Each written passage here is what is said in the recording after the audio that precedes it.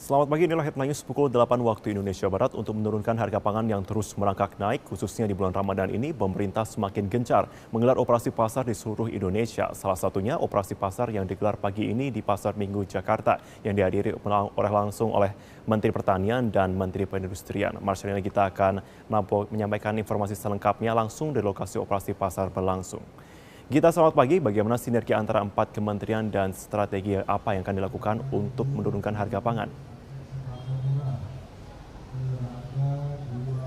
Selamat pagi, Marvin. Operasi pasar yang dilakukan di 4.000 titik di wilayah Indonesia, salah satunya adalah seperti operasi pasar murah yang saat ini sedang diserbu oleh warga Pasar Minggu Jakarta. Ini merupakan salah satu strategi yang dilakukan oleh beberapa kementerian terkait.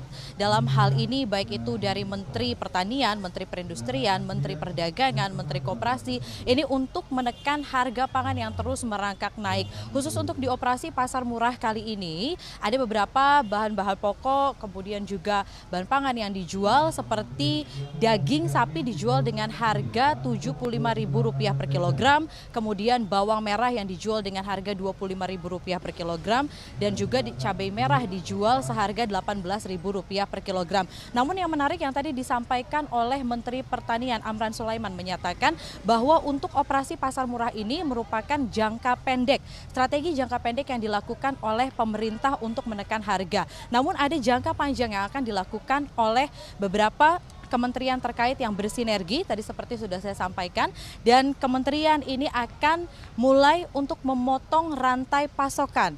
Nah, untuk memotong rantai pasokan yang sebelumnya ini mencapai 9 titik, ini merupakan yang dinilai sebagai salah satu penyumbang mengapa akhirnya harga yang diterima konsumen ini begitu tinggi sekali. Karena untuk rantai pasokan yang panjang merupakan salah satu penyebab tingginya harga komoditas pangan di Indonesia. Kemudian juga rantai pendistribusian pasokan yang panjang ini membuat harga di tingkat petani rendah namun melambung di tingkat konsumen. Dari yang sebelumnya 9 titik, maka tadi dari Menteri Pertanian menyatakan akan dipangkas menjadi 4 titik. 4 titik ini mulai dari produsen, kemudian akan beralih ke toko tani, dari toko tani kemudian akhirnya ke pedagang dan berakhir di konsumen. Sehingga diharapkan dengan dipangkasnya rantai pasokan menjadi lebih pendek, maka ini menjadi sebuah pasar baru, strategi baru juga agar harga yang diterima konsumen nantinya ini akan jauh lebih rendah.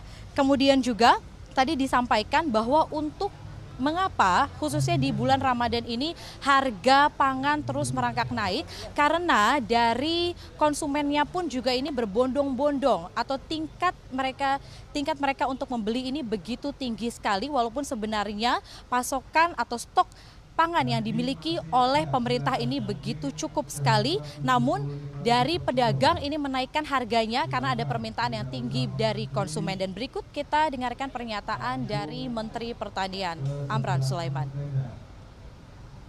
Aku contohkan kalau 9 nih, 9. Titik pertama untung 10%. Ini juga untung 10%. Kalau beras ya, ini 10 artinya apa? 100% sampai di ujung. Harusnya 20%. Kalau kita potong rantai pasoknya menjadi separuh atau 3, itu. Demikian Marvin, kembali ke Anda di studio.